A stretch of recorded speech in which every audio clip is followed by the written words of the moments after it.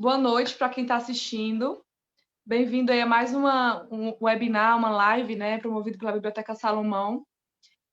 E hoje o nosso quadro, né, o nosso momento bate-papo aqui é Conheça o Escritor. Já é o segundo que a gente faz e hoje a gente trouxe uma escritora aqui de Brasília, que é a Laís Moreira Silva, e a gente vai conversar com ela hoje sobre a experiência dela, né, na carreira literária dela, enfim, sobre o livro dela também. E só para explicar para vocês que a motivação de fazer esse tipo de evento, de encontro online, né, porque agora nós estamos aí utilizando muito das tecnologias para fazer esses encontros, já que a gente não pode ainda estar presencialmente, é justamente a gente promover o escritor local, né? E muitas vezes a gente é incentivado na nossa vida escolar, na nossa vida acadêmica, a ler autores, né, escritores famosos, e a gente esquece que existem autores e escritores contemporâneos e que estão próximos da gente, né? Então, uma das nossas motivações é promover o trabalho, né? É todo um trabalho, a gente sabe disso por trás, né? De um livro, a gente pega o livro, compra na livraria e acha que só imprimiu e pronto, mas, gente, é todo um trabalho, tem gente que demora anos para escrever algo, enfim, então a gente tem que valorizar os nossos escritores, né? E a Laís é uma delas, ela para mim é um achado, né?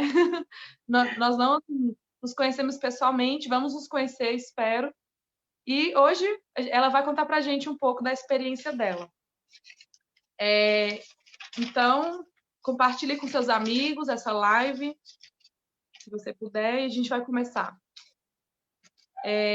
A Laís, ela mora aqui em Brasília, né? Ela atua como professora de língua inglesa pela Secretaria de Educação. E ela sempre foi apaixonada por literatura e ela lançou recentemente, em 2019, eu vou falar um dos, né? Porque a gente vai descobrir hoje se ela está escrevendo algum outro livro, se ela já escreveu algum outro, né? Mas ela lançou agora em 2019 um livro muito interessante. Eu ainda não li, eu vou ler, mas a gente vai conhecer um pouco hoje, né, sobre o que a Laís escreveu. Então, eu apresentei aqui a Laís rapidamente. Laís, então complementa essa apresentação, fala um pouco de você.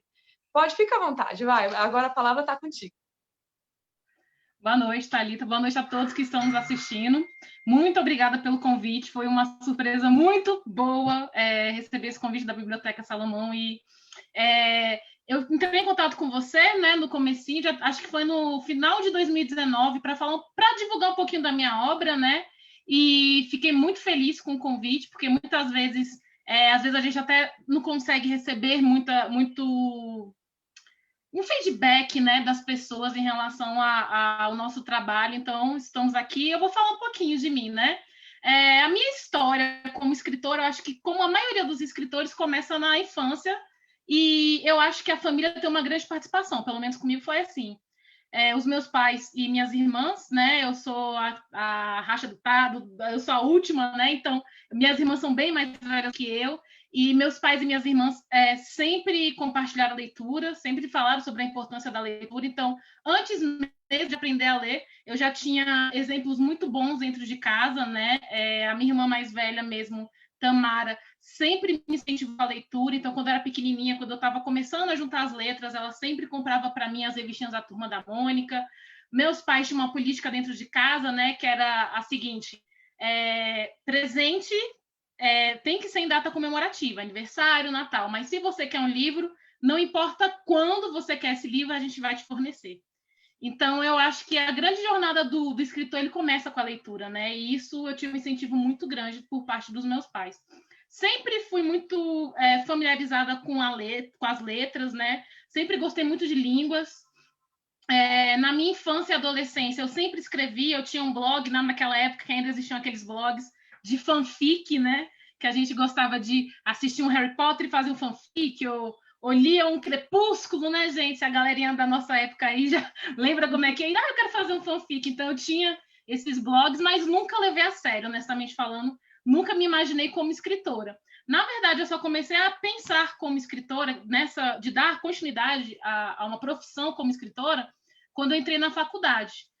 Existia uma das matérias que me marcou muito, que foi a matéria de leitura e produção de textos, e aí que a gente vê também a importância dos professores no incentivo, acho que de qualquer profissão, né? Eu tinha uma professora maravilhosa, que era a professora Bárbara Bonfim, e um dos projetos dessa nossa matéria era a criação de contos. E nós escrevíamos contos em inglês, né? Porque eu fiz letras em inglês, e esses contos eram baseados em vários assuntos. E um desses contos, né, foi o primeiro esboço do meu livro, que a gente está falando um pouquinho sobre hoje, né, que é A Rosa de Cristal. E era um esboço de fantasia, porque eu tenho uma influência enorme da J.K. Rowling, principalmente por causa da saga Harry Potter, né? Foi um dos momentos mais marcantes na minha vida como leitora. E ela leu, né? Ela leu e ela me chamou, né? Eu lembro que todo mundo saiu e falou: uns minutinhos a mais aí com a gente, que eu queria falar com você um negócio. E aí ela sentou comigo e ela falou: Laís, eu acho que esse conto ele tem uma estrutura boa para virar um livro. E na época eu não acreditei. Eu falei: professora, eu escritora? Não. E aí ela falou que ela achava que eu tinha... Ela falou: você tem um dom, eu acho que você tem um dom. Tenta elaborar um pouco, né? E aí eu comecei a fazer isso por uma questão que eu estava entrando nesse mundo do ensino, que não é um mundo fácil, né? Ser professor, especialmente da Secretaria de Educação, é bastante difícil, gera alguns estresses, e aí eu usava a escrita como uma válvula de escape para todos os estresses que eu tinha na profissão. E aí eu comecei e assim, foi um processo bem longo, né?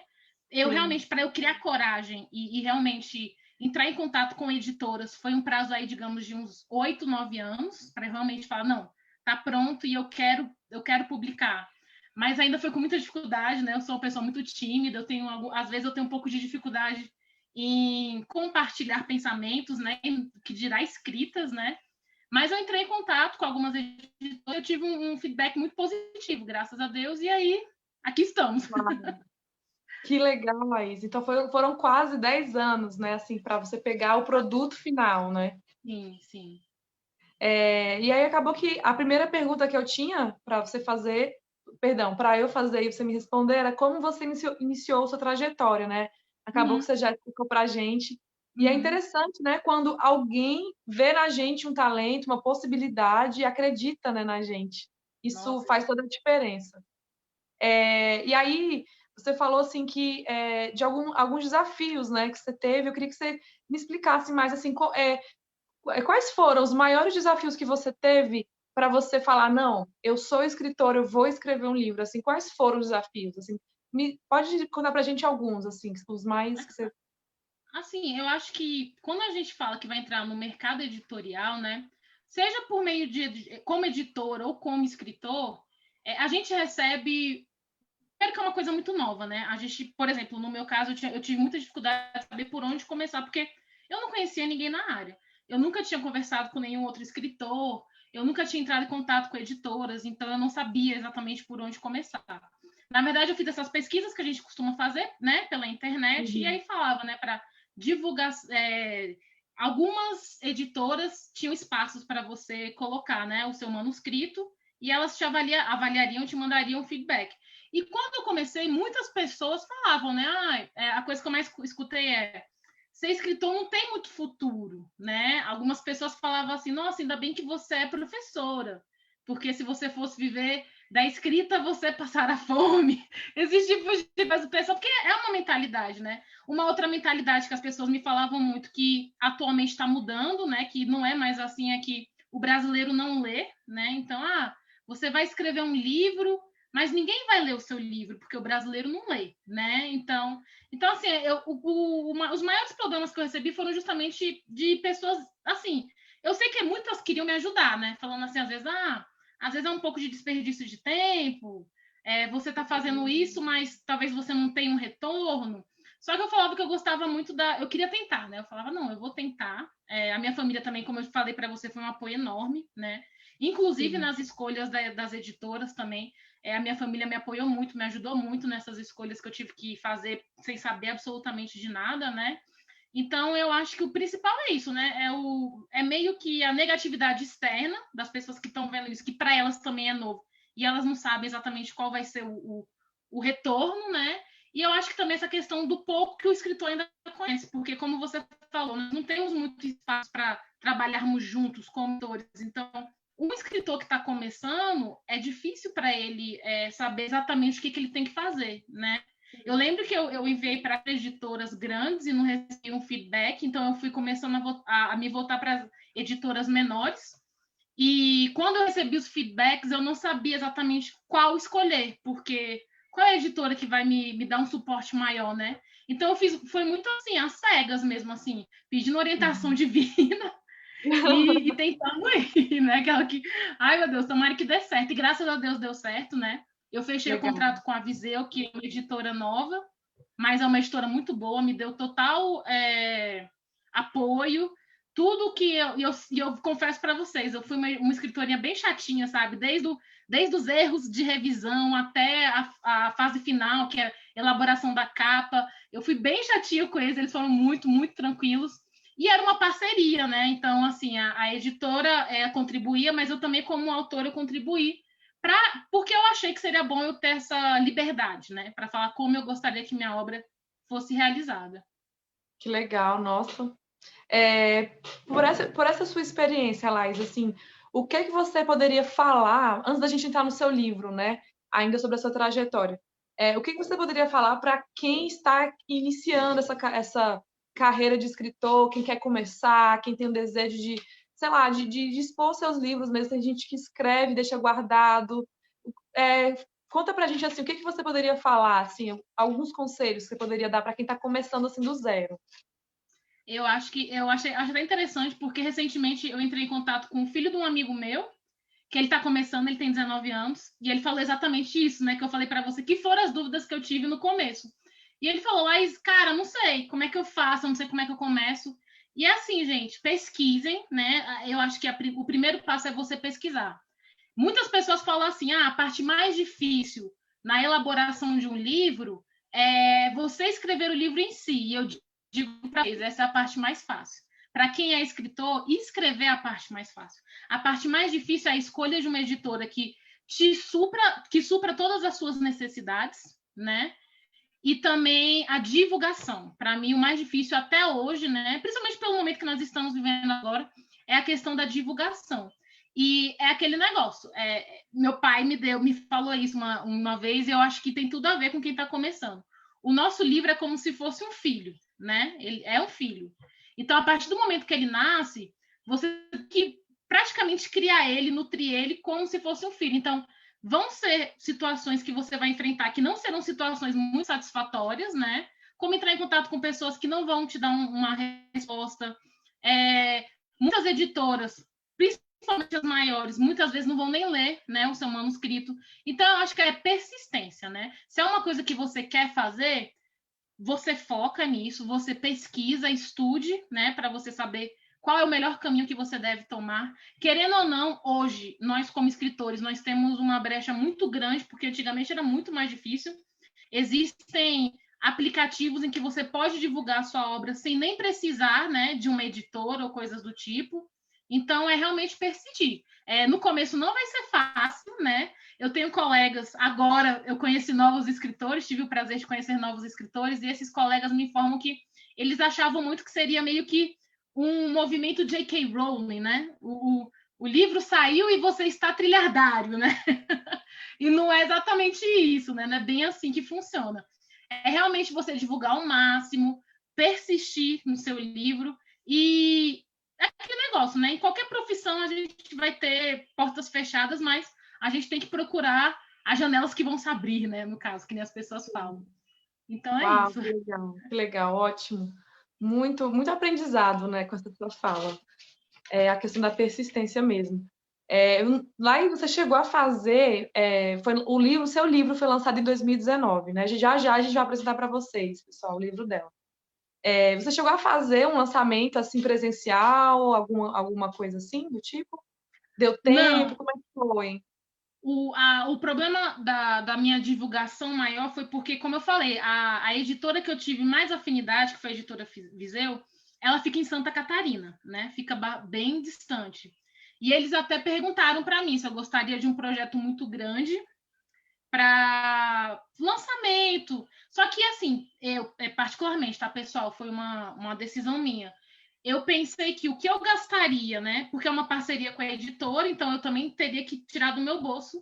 O que eu gastaria com esse lançamento, que no caso seria uma noite de autógrafos e coisas do tipo, primeiramente eu não era conhecida, né? Eu não era conhecida em nenhum campo. Então, no máximo que eu teria, assim, se eu tivesse uma boa divulgação, seriam algumas pessoas e mais os meus familiares, né? Mais a família. Então, eu decidi pegar esse dinheiro que eu gastaria com essa divulgação e procurar youtubers, né? Principalmente youtubers que fazem resenhas, que fazem leituras. Eu sabia que para eles fazerem esse trabalho de leitura e divulgação do livro era necessário um pagamento, né? Que é um caso que eles falam que é o editorial. Então, eu entrei em contato com 4, né?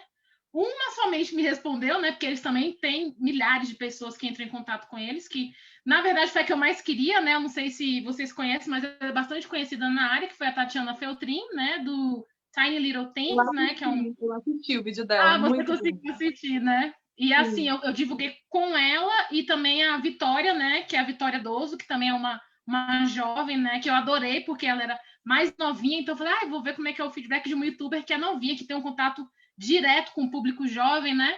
E ela que entrou em contato comigo, né? Que também foi emocionante para mim. Ela me procurou e falou, eu queria muito divulgar o seu livro. Ela viu pelo canal da Tatiana e ela quis divulgar.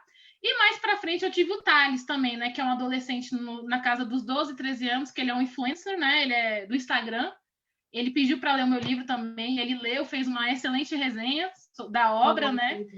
Então eu acabei abri mão, né? Eu falei, futuramente, quando eu tiver pessoas que me conheçam melhor, no próximo, né? Se houver o próximo, ainda não sei, estou pensando, né?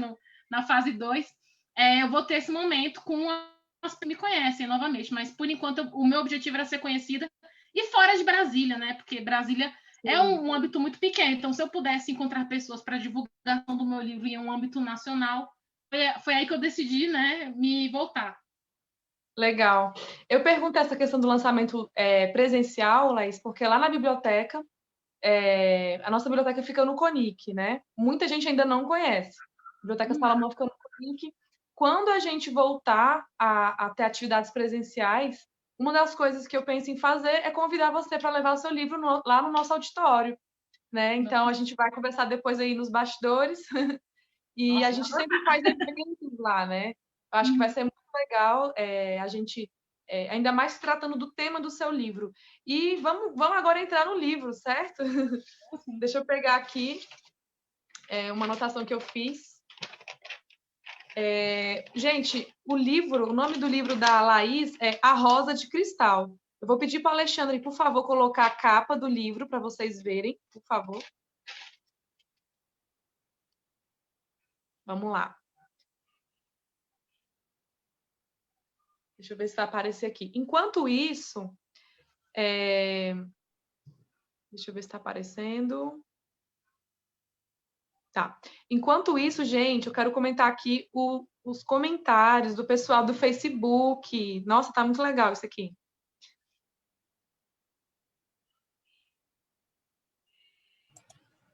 Thalita, só um instantinho que eu vou tentar compartilhar novamente. Tranquilo. Enquanto isso, gente, eu vou compartilhar aqui com vocês. A Lorena Moura tá assistindo, né? Ela comentou assim: sim, a influência da família é crucial para o incentivo à leitura, realmente, né? Eu acho que ela aproveitou ali a sua fala da sua experiência, né, com a família, enfim, na sua infância e tudo mais, como você explicou, né? A Tamis Silva comentou o seguinte: booktubers é uma boa ideia, né? Realmente. Eu fiquei pensando, né? Uma pessoa vai, grava um vídeo, joga no YouTube e alcança um público que talvez você nunca alcançaria, né? Exatamente. Com o livro, né? Bem legal. Gente, muito obrigada pelas participações aí no Facebook, se quiserem comentar. E aí já estamos com a capa do livro aí, ó, para vocês verem. O livro da Laís Moreira Silva. Maravilhoso. A Rosa de Cristal. Vamos ver aí, tá aparecendo aqui já no Facebook. Pronto. Muito obrigada, Alexandre. É só para o pessoal conhecer mesmo o livro. Você tem um livro aí impresso, Laís, na sua mão? Tá aqui. Opa, tá aí, Tá aí, legal. Esse aqui tá até lacradinho, né? Que foi de uma nova remessa, eu ainda não tive oportunidade de abrir eles. Legal. E aí, gente, esse livro ele foi publicado em 2019 e ele aborda, né, o bullying com uma perspectiva diferente, né? E a Laís, ela descreve a história de Luísa, que é uma garota de 10 anos, né? Que ela sofre diariamente bullying no contexto escolar, né? E aí ela encontra uma oportunidade, né, de conseguir vencer, né, digamos assim, as consequências desse bullying, né? Eu não li o livro, gente, eu vou ler. E aí eu queria comentar algumas coisas para a gente entrar. A gente não vai entrar na história do livro, porque a ideia é você realmente depois procurar a Laís para adquirir o seu livro, né? A gente não vai entrar muito a fundo. Até os vídeos que a gente tem no YouTube, né? Eu esqueci, da YouTube que fez a análise do seu livro. A Tatiana Feltrin e a Vitória Doso, foram duas. Eu acho que foi a primeira que você falou. Ela conta, só que eu lembro assim que ela não conta tudo para não entregar. Então, assim, gente, não tem como a gente não ficar curioso para saber o que acontece no final, né, da história. E aí vamos só entrar nesse contexto do bullying, né?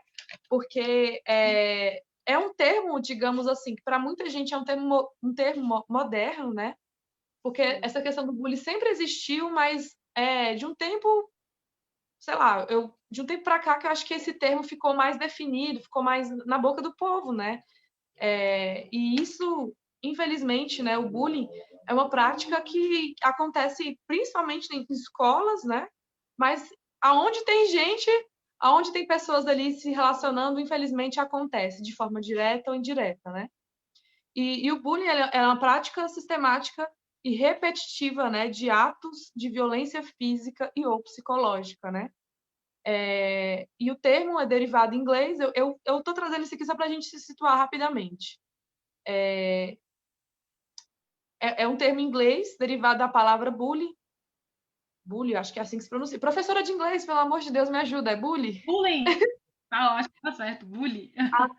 Tem o bullier, né, que é a pessoa que pratica, e o bullying é o ato de... Isso, a prática, né? Vamos dizer que é um tipo de assédio, né? A gente pode falar que é uma forma de assédio. Uma forma de assédio, legal.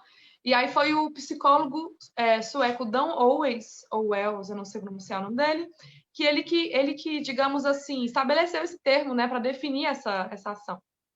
E eu pesquisando um pouquinho mais sobre isso, eu vi que em 2015 foi sancionada uma lei aqui no Brasil, a Lei 13.185, denominada de Programa de Combate à Intimidação Sistemática, ou seja, é um assunto que já é, né, assim, tratado como algo muito mais sério, né, assim, eu não posso entrar muito a fundo porque eu não tenho esse convívio de escola, né, a Laís é professora, ela sabe. E aí outra coisa também, assim, interessante é que a gente tem 2 dias temáticos para tratar sobre o bullying aqui no Brasil, né? Na verdade, a gente tem um dia que é o Dia Mundial de Combate ao Bullying, que é o dia 20 de outubro, né? E dia 7 de abril, que é o Dia Nacional do Combate ao Bullying e à Violência na Escola. É um dia, digamos assim, que eles separaram para especificar a ocorrência do bullying no contexto escolar, né? E aí é que vai entrar a minha grande pergunta sobre essa questão da sua escolha, Laís, de abordar esse tema nesse livro, que é um livro de literatura infanto-juvenil, mas é um livro que assim, eu acredito que os adultos precisam ler também, né? Não é somente porque o livro é infanto-juvenil que a pessoa vai, não, é só para criança, só para adolescente. A gente pensa que, né, todo mundo precisa ler, se informar, se inteirar. Exatamente. E por mais que seja um livro, um romance, que tem essa questão esse aspecto, eu esqueci como é que eles falaram, fantástico, né? No final, é assim que fala, Laís, eu não sei como é que fantástico, né? É um universo fantástico, né? Que parte de uma situação real, no caso. Legal. Sim. E aí eu queria saber, Laís, assim, você está em sala de aula, né? não sei quanto tempo, mas com certeza você já presenciou situações de bullying, né, entre os alunos e alunas. E aí eu queria saber, o que te fez escolher esse tema para você abordar essa história? Foi alguma vivência que você teve no contexto escolar? Foi uma vivência pessoal? Foi de algum amigo? Conta pra gente como é que da onde que você começou a criar essa história para tratar sobre o bullying na vida da Luísa? Ótimo, nossa, excelente pergunta. Na verdade, quando eu comecei a construir a história, no caso, na época da faculdade, o bullying ele não estava envolvido, né? Naquele conto inicial que eu fiz, não era uma questão relacionada ao bullying. Inclusive porque eu pensava em abordar esse mundo fantástico exclusivamente. Eu não queria trazer uma realidade nem coisas do tipo. Só que eu fui uma criança, né? Uma criança que sofreu bullying, né? Nos meus anos iniciais de escola. Então, aquele momento que é o momento da nossa construção, né, social. E isso me prejudicou bastante, né? Então, da faixa etária dos 3 até os 6 anos de idade, eu sofri bullying. Por incrível que pareça, isso é uma coisa que eu abordo também na minha história, né, no meu livro. Meus pais nunca souberam, né? Então, quando meus pais vieram a saber que eu tinha passado por esse momento meio que traumático da minha vida, eles só vieram a saber quando eles foram ler o livro, né? Então, foi uma surpresa muito grande para eles. E é uma coisa que acontece. Às vezes, os pais, E olha que meus pais, como eu falei para vocês, eles eram uns pais extremamente presentes, né? Então, eles perguntavam como é que foi a escola, tá tudo bem, né? Eles focavam muito na questão, inclusive, do aprendizado, mas eles nunca me perguntaram a questão mais social, nesses meus anos iniciais, pequena, né? E foi uma situação que eu fiquei sozinha, né? Foi uma jovem, uma colega da escola novinha também. E para vocês verem que eu me lembro até hoje, então é uma coisa que a criança fica marcada na vida da pessoa, né? E essa jovem, ela não gostou de mim, ela não gostou da minha cara. Não foi nada que eu tenha feito, pelo menos que eu me lembre. E ela conseguiu encontrar uma forma, né? Porque existem jovens que são líderes naturais. Ela encontrou uma forma de me excluir de toda a turma, né? Então eu fiquei excluída por esse período de tempo, e era uma escola pequena, então aquela turma, eu participei daquela turma por 4, 5 anos, e nesses 4, 5 anos eu praticamente fiquei isolada, por causa da influência dessa outra criança, né? Então, mas isso era uma coisa que eu achava que não tinha me afetado, né? Vida que segue.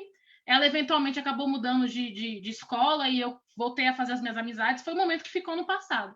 Quando eu voltei a lecionar, né, que eu já estava planejando escrever o livro, eu me deparava com situações assim diariamente, né? Tanto abordando as características físicas das crianças, tanto como eu que nem falei, existem líderes naturais que eles conseguem ver riqueza em determinadas outras crianças, e aí eles começam a trabalhar psicologicamente, né, o controle, né? Então eu conseguia ver isso, e isso me fez meio que foi um gatilho para mim, né? Que aí fez eu relembrar daquele momento. E eu observava que a abordagem que era feita na escola, porque todas as escolas por onde eu passei, isso era tratado seriamente, né? Existiam palestras, as pessoas falavam sobre isso abertamente, reunião de pais com situações pontuais, né? De crianças que acabavam entrando em conflito.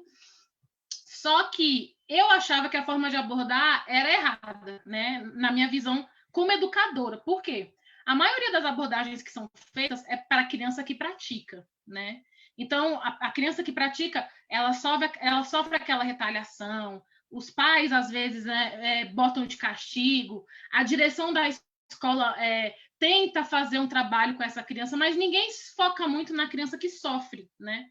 E o que eventualmente acontecia? Essa criança que praticava, ela voltava aos seus hábitos naturais, então depois que o castigo passava, depois que a escola já brigou, então tá tudo tranquilo, eu vou voltar a praticar com aquela mesma outra criança. Então, uma coisa que eu abordo muito no meu livro é essa questão de fortalecimento da criança que sofre, né? Então, como preparar a criança que está sofrendo bullying e não focar somente na criança que está praticando bullying, né? Porque quando você sofre, se existe uma forma que você consegue construir de fazer com que a criança supere esse tipo de trauma, outras crianças que vierem na vida dela praticando a mesma coisa não vão ter a mesma força que a primeira, né? Então é isso que eu abordo muito no livro, né? Como a pessoa que sofre vai conseguir superar esse problema, ao invés do foco ser na pessoa que pratica, né?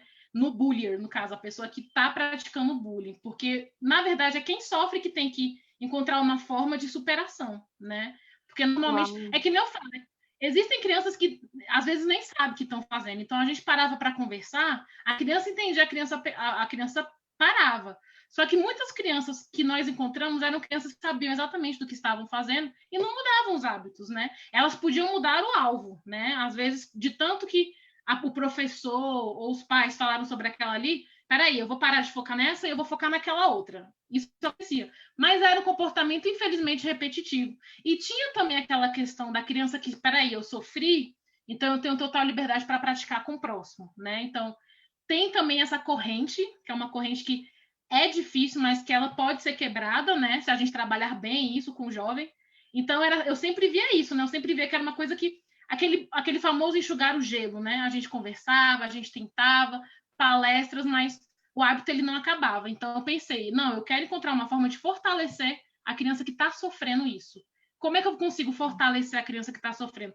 Ao invés de tentar mudar o comportamento da que está praticando, né? E foi aí que surgiu praticamente a temática inicial, que na verdade nem era a que eu queria colocar, mas acabou virando a principal. Uau, Laís, que incrível! Então você pegou a sua própria vivência da infância, sua história, né? Eu acho que isso dá um significado até mais profundo para o livro. É assim, para você mesmo, né, que é escritora e a gente que está sabendo disso agora no momento aqui na live, isso dá mais um peso, assim, poxa, de pensar, né, que você colocou ali um pouco de você também, assim, da sua própria história real na história da Luísa. Que fantástico isso. Aí vamos lá para a próxima pergunta. Ah, sim, deixa eu pegar aqui, porque o pessoal está participando de uma forma bem ativa aqui no Facebook. Ai, Vamos lá, isso é ótimo. A Tami Silva, ela até perguntou uma coisa que você já respondeu, mas eu vou mencionar aqui, né, a pergunta dela. Gostaria de saber se a vivência da Laís como professora contribuiu para ela escrever sobre o bullying, né? E ela disse também que contribuiu, né, Laís? Nossa, demais. A Tainara Alves falou assim: já fui aluna da professora Laís no 6º e 7º ano e já adquiri o meu exemplar. Ótimo. A Ingrid Costa perguntou onde a gente consegue comprar o livro. Eu vou deixar essa pergunta lá para o final, tá? Que aí a Laís ela vai falar para vocês, site, se tem como comprar ele impresso, em e-book. A gente vai responder isso no finalzinho, tá bom? Deixa eu ver o que mais. A Lorena Moura, ela também perguntou aqui. Qual a sensação de receber o seu próprio livro impresso, novinho? A gente, quando compra, né, gosta de desembalar, cheirar. Eu sou bibliotecária, né? Então, assim, sou suspeita de falar.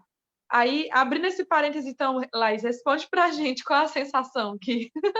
Nossa, Thalita, essa foi uma boa pergunta, porque eu acho que não tem como descrever, né? É aquilo que eu falei para você, gente. Eu sei que pode parecer até um exagero, né? E talvez eu esteja exagerando. Mas eu acho que deve ser a mesma sensação que mamãe tem quando o filho nasce. Ai, que Porque legal. foi assim, quando eu abri, como é uma parceria com a editora, eu podia falar com a quantidade de livros que eu gostaria de receber.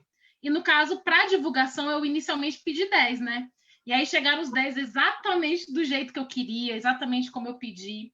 Como eu falei, a editora foi incrível, porque tudo que eu pedi para eles mudarem, eles mudavam, seja na questão, na questão da revisão, né, da obra, tanto na questão estética.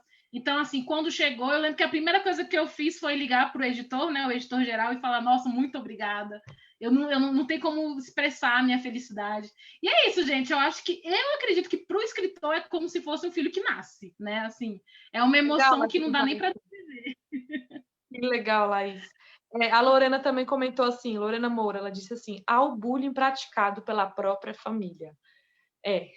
Isso é uma questão que realmente, né, a gente não é tão falado, né? A ênfase se dá mais às vezes no bullying que acontece na escola, por envolver várias outras pessoas, mas infelizmente também existe isso na família, né? Deixa eu ver. E a Tamis, ela me perguntou, Laís, como professora, ao perceber o bullying entre os seus alunos, quais as medidas mais eficazes para combater? Eu acho que é uma pergunta assim bem ampla, né? Assim, dá para a gente falar várias coisas, mas de forma prática, Laís, na sua opinião, na sua vivência, compartilha com a gente o que dá para fazer, assim, que é possível fazer, né? existem fases, né? Então, eu lembro que, quanto professora, infelizmente, eu, quanto professora de inglês, a gente não tinha uma convivência muito grande com as turmas, então eu tentava observar ao máximo. Como eu falei para vocês, é uma coisa muito velada, então, tanto a criança que sofre quanto a criança que pratica, elas não vão deixar assim visivelmente à tona que uma está sofrendo ou que uma está praticando. Então, é muito difícil para o professor visualizar, mas existe a possibilidade, né? Quando eu visualizava situações assim, no meu ambiente de ensino, eu me lembro de tentar, primeiramente, abordar os dois isoladamente, né? Então, normalmente pedi para ficar um pouco mais quando a turma saía da sala e conversar para perguntar o que está acontecendo, né? Como você, por que vocês estão se comportando dessa forma? Então, eu primeiro abordava as duas pessoas. Em seguida, eu pedia para quem eu achava que estava praticando se retirar da sala, né? E aí eu ficava mais um tempo conversando com a pessoa que estava sofrendo, né? Para saber se ela realmente tinha falado a verdade, mas como eu falei para vocês, quando o aluno tem muita intimidade com o professor, ainda existe a possibilidade remota dele falar alguma coisa. Agora, quando ele não tem muita afinidade, eles sempre vão falar, não, teacher, não é nada, né? Falando teacher porque é como eles me chamam, né? Não, professora, não é nada. Ou então, foi uma coisa de momento, né? A gente teve essa discussão, mas foi agora. E aí, se houverem professores aqui, né, observando também, observar, gente, ficar o tempo todo analisando o que está acontecendo. E caso você perceber que mesmo após essa conversa, é uma coisa que pode vir a se repetir, então eu lembro que muitas vezes eu saía no intervalo e ficava observando, né? Porque o intervalo é o momento onde eles mostram quem eles realmente são, os jovens, né?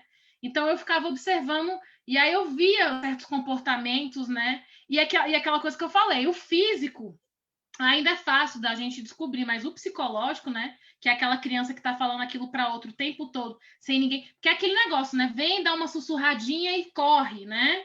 Então, essa parte psicológica é muito difícil da gente pegar. Então, é sempre estar observando e sempre estar conversando com os jovens, né? Tentando conscientizá-los, né? Então, assim, fala no âmbito geral.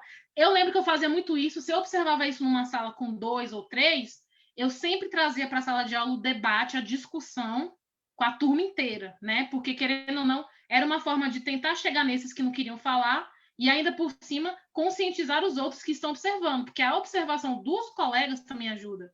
E, em último caso, né, entrar em contato com a família.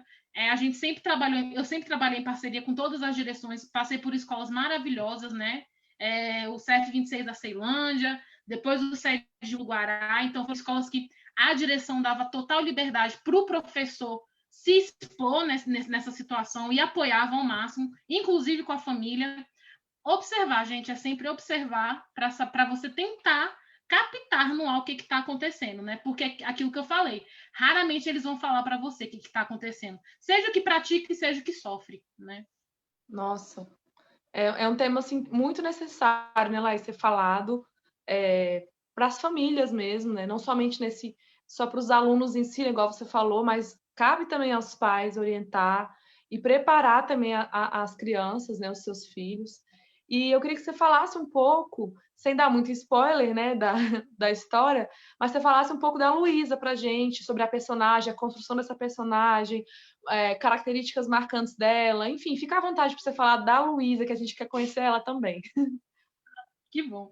Bom, assim, Thalita, a construção da Luísa, ela veio muito, que nem eu falei para você, uma parte dela vem de mim mesma, né?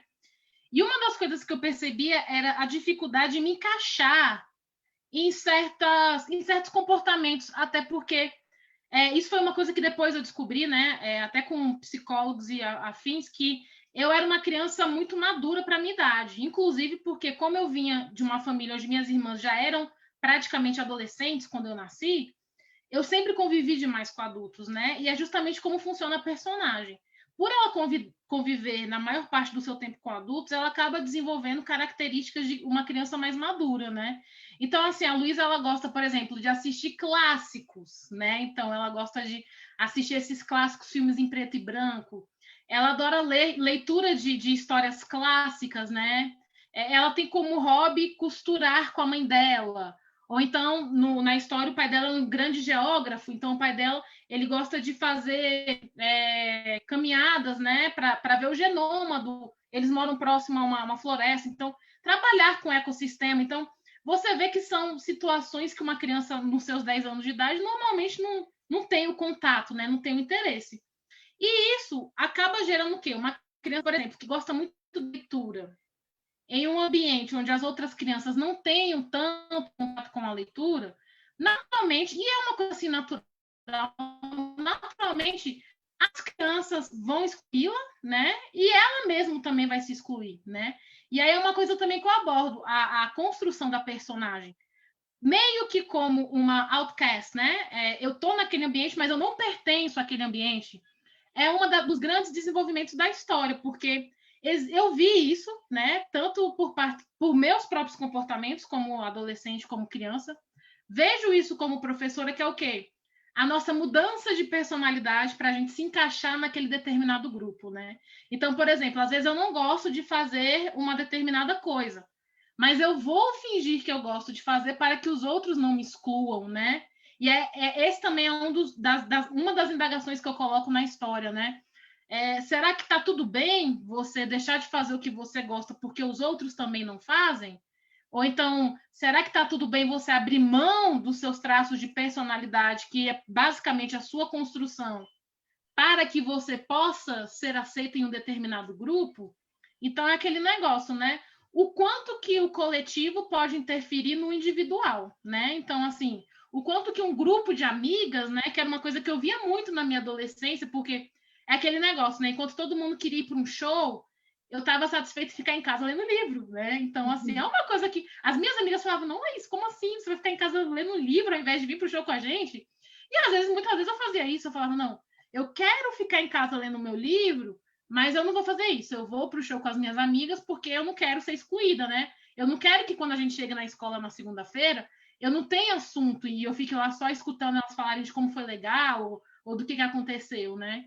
Então, a construção da personagem ela veio para isso, né? Para a gente tentar abordar até o quanto da gente a gente pode abrir mão para a gente conseguir pertencer, né? Pertencer a um determinado grupo.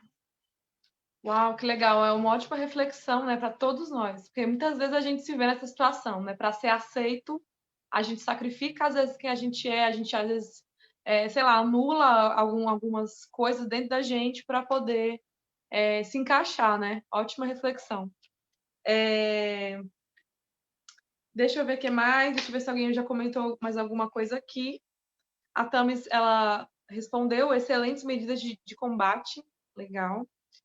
E deixa eu ver aqui, sobre essa questão, Laís, do gênero literário, eu nem sei, olha, gente, eu não sou escritora, então me perdoe se eu errar aqui a nomenclatura, mas gênero literário ou modalidade textual, né, que foi uma coisa que eu aprendi recentemente, o seu intuito vai ser continuar escrevendo sobre literatura infanto-juvenil? Você pretende escrever outras modalidades diferentes? Como é assim para você? Como é que você já está se planejando? Eu recebi alguns feedbacks, né, principalmente na Amazon, né, que pelo site da Amazon, a pessoa que lê o livro, ela pode escrever um feedback do que ela achou, e muitas pessoas falaram que ajudaram muito, né, acharam a história muito boa. Eu deixei a história em aberto, né, quando as pessoas chegaram, não, mas deixou em aberto, então eu vou esperar sair o próximo, não vou nem ver o primeiro. Não, gente, não é bem assim, não. A história, ela tem um final concluído, né, o ciclo se fechou, mas eu deixei um pequeno pedacinho em aberto para dar uma continuidade, né? Porém, eu tô querendo ainda que ele cresça um pouquinho mais para eu voltar para isso. Atualmente, eu vou focar em uma distopia, então, na verdade, eu vou deixar um pouquinho o lado do infanto-juvenil e vou focar um pouco em jovem adultos, né? Já mudei um pouquinho o público, né? Porque, na verdade, eu tinha as pessoas não entendem muito bem o processo do escritor, e, gente, eu confesso, nem os próprios escritores entendem o seu processo. E essa história, ela veio na minha cabeça, é uma história muito, assim, que eu acho que eu preciso... Porque quando vem, gente, a gente tem que pôr para fora, né? E, no caso, é uma história que eu já estou pensando há uns 2 anos em fazer, já comecei alguns esboços, então eu vou deixar um pouquinho de lado a Rosa de Cristal, vou deixar ela crescer um pouquinho mais, porque eu acho que ainda tem muita coisa para ser discutida dentro da história, Mas atualmente eu estou trabalhando em um outro livro, né? Nesse caso, sem título ainda também, gente. O título é a última coisa que eu coloco, né? Quando eu termino o primeiro esboço, aí eu penso num título. E aí eu vou focar também. E assim, é que nem você falou, Thalita, a Rosa de Cristal é uma coisa que muito me agrada. Algumas pessoas fizeram uma comparação e eu fiquei muito alegre, né? Quando falaram, nossa, Laís, eu senti um pouco como se eu estivesse lendo um novo Alice no País das Maravilhas, né? No caso. Ah, que legal. E aí eu falei, nossa, isso é maravilhoso, porque é isso que é uma das premissas que eu gostaria, que a criança lesse e pegasse o mais importante, mas que o adulto lesse, né? E também conseguisse ter pensamentos e informações que pudessem ajudar o adulto. Então, eu falo que é um livro que pode ser lido por qualquer idade, né? Embora o foco sejam jovens, qualquer idade. E no caso dessa minha nova distopia, vai ser mais focado para o público YA, né? Que o pessoal fala, né? Que é o Young Adults, que são o público jovem adultos, né? No caso seria, né? Então esse vai ser mais direcionado, né? Que legal. Falando em leitura, né? Assim, essa questão do que o brasileiro lê pouco, a gente tem algumas estatísticas, né? Não sei como é que está agora, mas a última vez que eu pesquisei, o brasileiro lê em média por ano 2,3 livros, né? Mais ou menos isso, assim, que eu vi. Não sei se já foi atualizado. E se tratando de crianças, e se tratando de um tema que precisa ser trabalhado na infância, e aí especificando essa questão de que a Luísa ela traz essa questão de como ela, né, teve que se virar para superar o bullying que ela estava sofrendo, ou os bullying, né?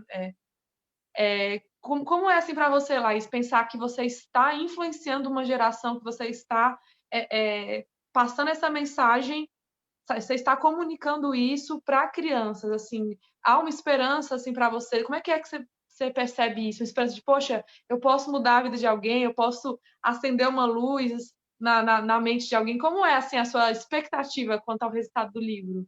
Nossa, é bem grande. Eu lembro que algumas pessoas até me falaram assim, nossa, Laís, porque, como eu falei, né? É bem gradual o processo, né?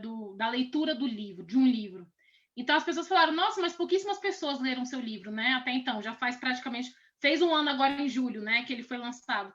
E aí poucas pessoas leram. Eu falei, gente, mas se tiver uma criança que leu e que ela compreendeu e isso ajudou ela, para mim já está valendo, né? É claro que a gente quer que a mensagem seja passada para o máximo de pessoas possíveis, né? Não somente crianças, mas adultos também, como você falou, são situações que a gente sofre até no trabalho, né? Com colegas. Então, assim, o meu objetivo era praticamente esse, era que as pessoas lessem, que as pessoas indagassem e, inclusive, que as pessoas se aceitassem.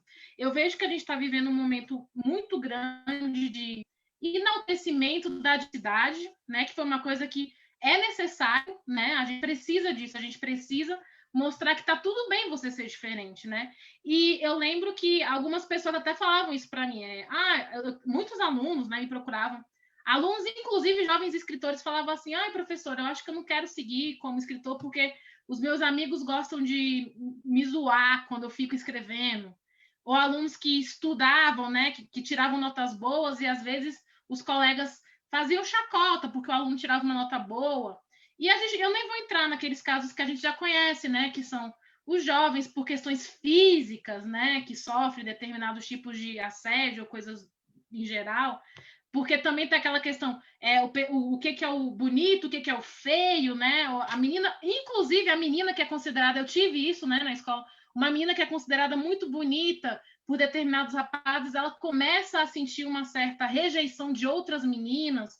Então eu percebi que o que eu queria passar principalmente tudo bem se você gosta de ficar escrevendo ao invés de você gostar de sair com seus amigos, bater um papo.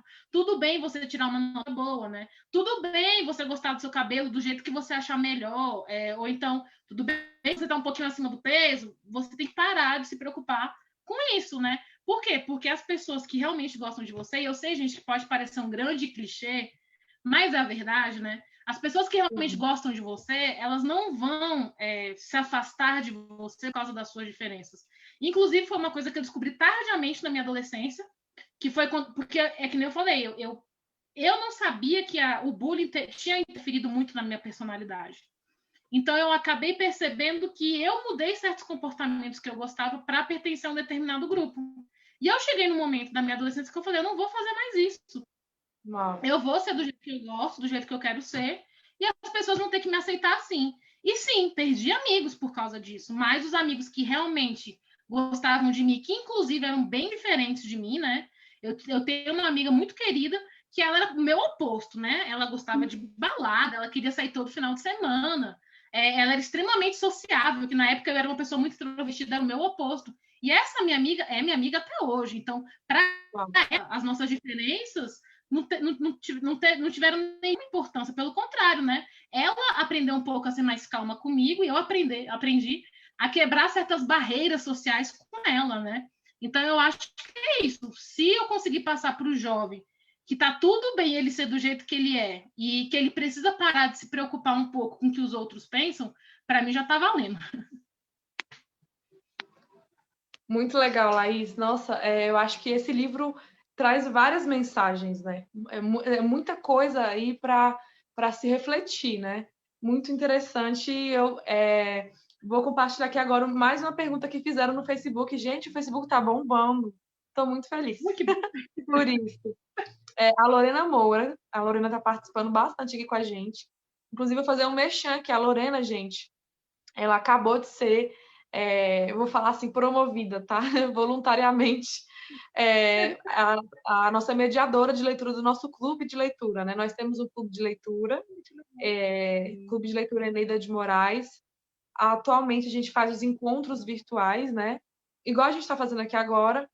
E, enfim, a Lorena está aqui perguntando, e ela também trabalha com essa parte literária, e ela perguntou, por que o livro tem esse nome, A Rosa de Cristal? Todo mundo quer saber, Laís, por quê? Sem dar spoiler, mas fala pra gente. A Rosa de Cristal, então, Thalita, ela é justamente a parte fantástica, né? A parte fantástica da história, que envolve uma lenda, né? Em que a rosa existe, só que as pétalas estão espalhadas justamente naquela floresta que eu até comentei com vocês no começo, que é a floresta que ela gostava de participar, de conhecer com o pai dela. E aí essas pétalas estão espalhadas por essa floresta, né? E aí justamente existe aquela grande questão. Se você conseguir juntar todas as pétalas de cristal e uni-las a essa rosa que fica em uma determinada gruta, um desejo seu será concedido, né? E aí, toda a história de como ela parte para essa situação muito grave, né? Porque tem um momento muito grave na qual ela vai sofrer um ataque, digamos assim, um ataque psicológico muito grande por parte dessas pessoas que praticam bullying com ela, que ela vai acabar indo para essa floresta, né? Ela vai acabar se perdendo nessa floresta. E aí, por meio, né, de uma pessoa, de um intermediário, né? Ela vai descobrir essa lenda e aí ela vai tentar justamente o quê? Justamente juntar essas pétalas para ter desejo concedido. E o desejo vocês vão ter que ler para saber qual é. Que legal! Respondida a pergunta aí, então, Lorena. A Eliane Xavier perguntou assim, Laís, o nome da personagem do seu livro é Luísa. Da onde surgiu esse nome? Como é que você escolheu, né? Nossa, é interessante, né? Na verdade, não tem um motivo específico, né? Eu lembro que minha mãe teve uma amiga muito próxima, né? Que infelizmente veio a falecer muito jovem até, que era Maria Luísa, e eu sempre admirei muito o nome dessa grande amiga da minha mãe. Inclusive, eu falava, né? Eu falava, gente, se algum dia eu for mãe e eu tiver uma menina, com certeza eu vou dar o nome de Maria Luísa. Então, eu achei essa, falei, gente, se eu colocar o nome da personagem de Laís, vai ficar muito óbvio, né? Então vamos procurar um nome mais interessante. Como esse nome foi muito marcante, né? Assim, essa amiga também foi uma pessoa muito importante, tanto para ela quanto para a nossa família. Eu falei, vou pôr o nome de Luísa, né? Então, foi dela que veio, mas não foi uma coisa assim que eu parei muito para pensar, né? Foi natural, né, Laís? Já estava em você, né? Então, acho que legal. Ai, gente, eu estou muito feliz com essa live, de conhecer o trabalho da Laís, de saber um pouco desse livro, né, que a gente ainda vai ler. Inclusive, eu vou conversar com a Lorena para ver como é que a gente faz para encaixar o livro aí no hall, né, das leituras de 2021. Nossa, vai ser muito legal. E aí, quem quiser participar, gente, do nosso clube de leitura, é muito simples, é só chamar a gente no WhatsApp oficial da biblioteca. É porque aqui não tem como a gente deixar. Eu vou escrever aqui nos comentários, tá? O WhatsApp, para quem quiser participar. E nosso próximo encontro é em janeiro. A gente ainda está escolhendo os livros que a gente vai ler aí, né, no ano que vem. Muito bom. E falando nisso, né, falando nessa questão de escolha de livro, como é que faz, Laís, para o pessoal adquirir o seu livro? Quem quiser comprar o livro impresso e o e-book, né, e tudo mais. Conta pra gente como é que você está fazendo essa questão das vendas. Bom, a questão das vendas, as principais são direcionadas pela minha editora, né, a editora Viseu. Eu também compartilho todos os links, né, no meu Instagram, né, que é o @cristalinas_palavras, né? É o meu Instagram profissional, né? Tem o pessoal também. E no meu Instagram vocês têm aquele Linktree, né, que tem todos os acessos que vocês precisarem, né? Tem a minha editora, tem as resenhas, né, feitas pelo YouTube, futuramente a nossa entrevista, né, que eu adorei demais, foi muito maravilhosa. Tem também os sites que você pode encontrar, porque não é somente pela minha editora, né? Tem na Amazon, acho que a Amazon é o que mais, é onde o pessoal mais procura, né, a venda. Vocês podem lá encontrar tanto o digital, que sai um pouco mais em conta, quanto o físico, né, pelo site tanto da Viseu quanto da Amazon. E os outros sites eu também não tive como colocar, mas a Saraiva também tem disponível, as lojas americanas. Então, acho que todas as grandes lojas de literatura, né, de livros, você vai conseguir encontrar. Mas os principais estão lá no meu Instagram, né, @cristalinas_palavras. Legal. Gente, então é muita opção aí para a gente adquirir o livro da Laís. Vamos fortalecer esse trabalho, né, de valorizar os nossos escritores locais. A gente já está chegando no final da live, né? Já temos aqui mais ou menos quase 1 hora que a gente está aqui. Laís, muito obrigada por você ter aceito o convite, por você ter compartilhado com a gente, né, um pouco da sua própria história, né, querendo ou não. Eu espero de verdade que o seu livro alcance várias pessoas assim que precisam dessa mensagem de fortalecimento no sentido de combater o bullying, né? E, enfim, eu quero muito agradecer também a todo mundo que participou aqui no Facebook. Gente, vocês são demais. Foi ótimo ter essa interação também do público, né, com as perguntas. E é isso, Laís. Muito obrigada. Se você também quiser agradecer, falar alguma coisa, ficar à vontade. Eu queria agradecer primeiramente a você, Thalita, né, que me procurou, né, que para mim foi, nossa, como eu falei no começo, né, foi uma grande emoção, né, poder fazer parte desse projeto com vocês. Agradecer à Biblioteca Salomão, né, porque, como você disse no começo, infelizmente eu escuto muito, né, não existe escritor contemporâneo de qualidade brasileiro, né, ou então, o Brasil não tem escritores, mas nós estamos aqui, nós existimos, né, nós só precisamos de espaço para divulgar as nossas obras. E assim, o projeto que vocês estão fazendo é muito importante, eu acho que tanto pela questão cultural, quanto pela questão literária do nosso país, né? Porque nós, escritores, nós buscamos espaços, mas nem muitas vezes somos escutados, né? Como eu falei para você, eu entrei em contato com várias editoras, vários locais, várias escolas, e tudo bem, a gente está vivendo realmente um momento meio peculiar, né? Então, mas, assim, são muitas portas fechadas. Então, toda vez que a gente tem essa oportunidade, né, a famosa janelinha aberta, a gente fica extremamente grato, né? E é realmente, assim, o que eu puder fazer para ajudar vocês manterem esse projeto, que é muito importante para todos nós, escritores, eu estou à disposição de vocês para o que vocês quiserem. E quero muito fazer uma participação ao vivo, né? Conhecer a Biblioteca Salomão, que eu ainda não tive a oportunidade, para que a gente possa estar alavancando o trabalho de não somente meu, mas de todos os escritores brasilienses, né, que nós temos aqui, que são bons, né? Se o pessoal se dispor a conhecer, vão encontrar muita coisa legal por aí. Então é isso. Muito obrigada mais uma vez, Laís. Obrigada, pessoal, que ficou até agora. Esse vídeo vai ficar salvo tanto no nosso Facebook aqui da biblioteca, né? Biblioteca Salomão Malina, quanto lá no nosso canal no YouTube. Tá bom, gente? Muito obrigada, boa noite. Laís, um beijo, espero te conhecer depois pessoalmente. A gente continua se falando aí, tá bom? Pra gente fortalecer aí essa conexão, tá bom? E é isso, gente. Muito obrigada. Boa noite, um abraço para todos.